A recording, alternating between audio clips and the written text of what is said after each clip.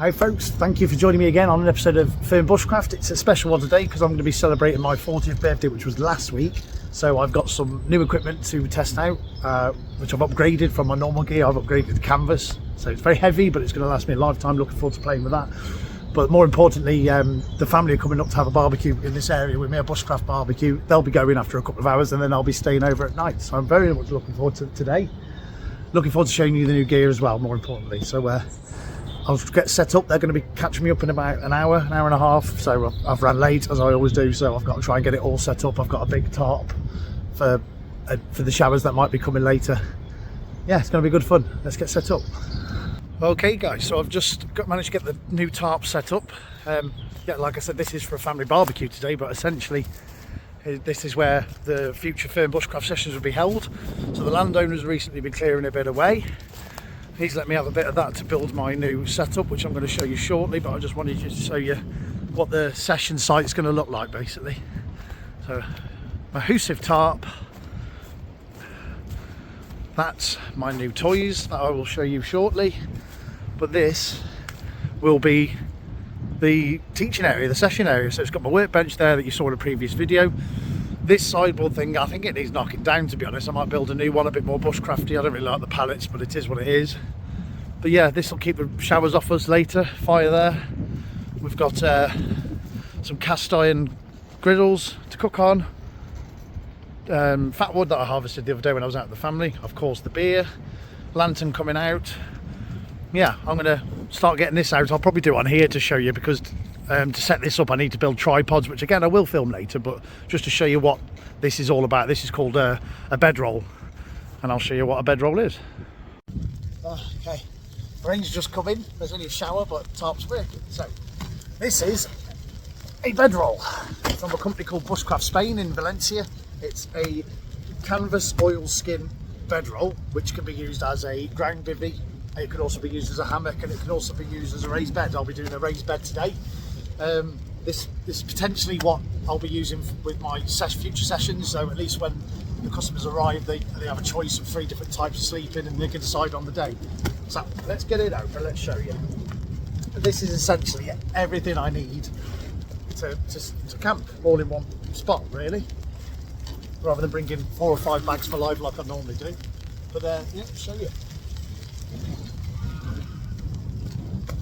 I've got everything in it. So in there, axe, natural hemp rope. As I said to you in previous videos, I want to use less sort of like synthetic materials as I can. You know, we use them every day in our everyday lives, but when I come camping I want to get away from single-use plastics. So natural rope. We have my tool roll, so that has got all of my tools in there. Absolutely everything, all my knives, all my auger bits, all my sharpening kit, everything. It's all in one place now. Nice canvas roll, so no sharp bits can poke any of the materials. That rolls up like that. That's everything in one spot. And then this is a chair, and I'll have to show you that in a bit. It's a piece of canvas. It's got a loop there and a loop there. Again, I'll show you setting it up. It's much easier with that. Instead of carting around my usual chair that I have to sort of make, I just sort of leave a tripod here and then just bring this material, and that is a chair. I also have my old wool blanket, because it's going to be, I think it's going to be about -2 at some point today. So, you know, no sleeping bag. That's the whole point of this. It's just canvas and wool blanket. So I've got my old wool blanket, which has always done me proud. It's always been an extra layer, as you guys know, but I always had to use it with a sleeping bag. It's only about that thick, you see. But this is my new one. Technical difficulty there, sorry, but this is my new blanket. And this one is much thicker. It's probably about 3 of those put together. I've never spent so much on a blanket in my life, but this is 100% merino wool, so it's not itchy. It's incredibly thick, and the warmth on it is insane. It's good because I was going to get alpaca wool, but I decided on the merino wool because it wicks. Now what that means is, so say if this got wet, the surface would evaporate and then it would wick back to the surface again, so essentially it would dry incredibly quick just off my body heat alone. But yeah, no sleeping bag tonight, -2, just wool blankets and the bedroll itself. So let's move these blankets out of the way so we can see what we're doing. So this essentially is just a canvas sleeve, so I can get inside there as a bivvy. I can put some wood in between these two bits here and then stretch it out. But today we're going to be doing a raised bed, so I'm looking forward to showing you that. I've never done it before. I've watched lots of videos and read lots of books on it, but you know, it's 2 tripods and a couple of trees really. Paul very kindly let me have these trees here that you can see behind me, so I'll be using them. So I might get cracking with some building really.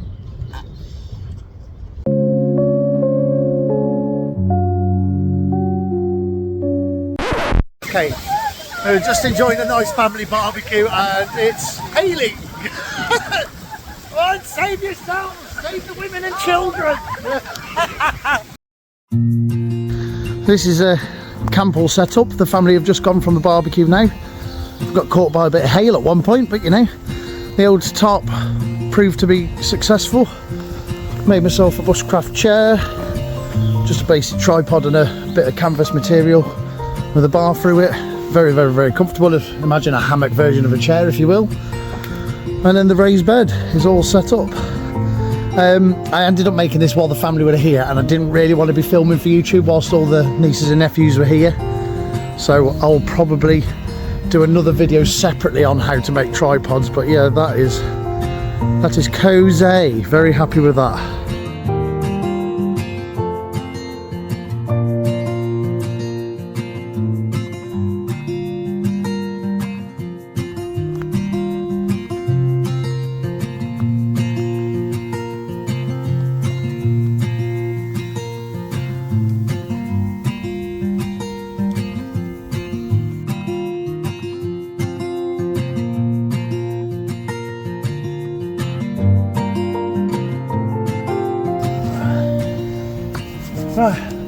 Morning folks. I didn't do a huge amount of filming last night, but mainly because I didn't actually do a lot. Normally I'll do some sort of project, some carving thing, whatever, but last night it was all about just sitting and enjoying the fire really, because you know, it's nice to, all the years I've put into bushcraft, it's nice to see a setup like this, and the skills that I've learned over the years is finally paying off. You know, some basic tripods, a friction bed, a tripod chair.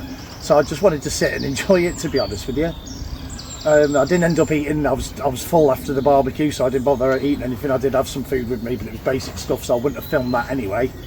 I'm going to make sure I really put some effort into the next video. I don't know what that will be, but you guys watch these videos, you give me your time, you do deserve a more in-depth video rather than the last two. Admittedly, have been very short and very vague.